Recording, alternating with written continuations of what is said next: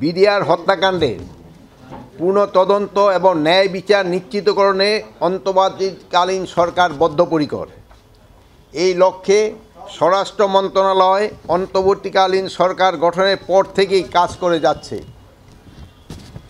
এই মন্ত্রণালয়ের দায়িত্বপ্রাপ্ত উপদেষ্টা হিসাবে আমি প্রথম থেকেই বিডিআর হত্যাকাণ্ডের পূর্ণ তদন্ত এবং ন্যায় বিচার নিশ্চিতকরণের সোচ্চার ছিলাম এবং এখনও রয়েছি।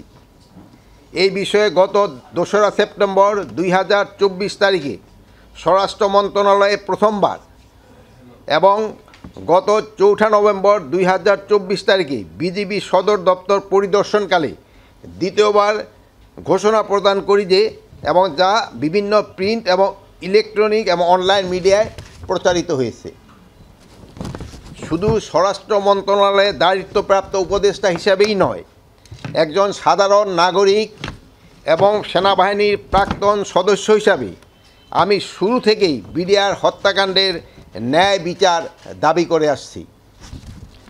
বর্তমান অন্তর্বর্তীকালীন সরকার বৈষম্যহীন সমাজ ও রাষ্ট্র প্রতিষ্ঠার লক্ষ্যে জনগণের অধিকার, সুশাসন ও ন্যায় বিচার প্রতিষ্ঠা করতে বদ্ধপরিকর।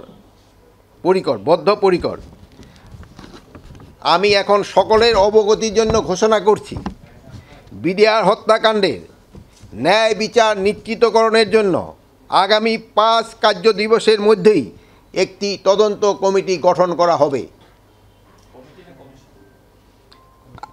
আমি সকলের অবগতির জন্য ঘোষণা করছি, বিডিআর হত্যাকাণ্ডের ন্যায় বিচার নিশ্চিতকরণে আগামী 5 কার্য দিবসের মধ্যে একটি তদন্ত কমিটি গঠন করা হবে। অথবা আপনি যেটা বলছেন মানে হয়তো ওইটা হইতে পারে।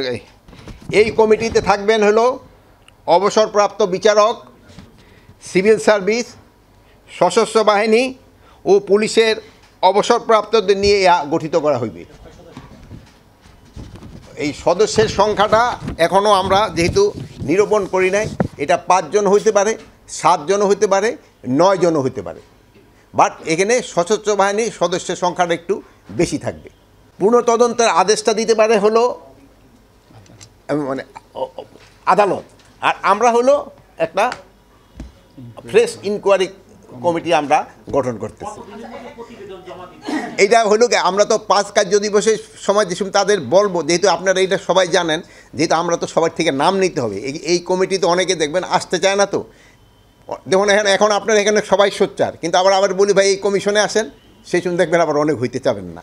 এখানে একটা সমস্যা থাকে। আমরা এই নামগুলি কালেক্ট করার জন্য, যদি নাম কালেক্ট করার জন্য সময় না লাগতো তো হয়তো খুব তাড়াতাড়ি করা যেত। এই নামগুলি পাওয়া যাওয়ার পরে তাদের সাথে তো একটু ডিসকাস করে আমরা সময়টা দিয়ে দেব।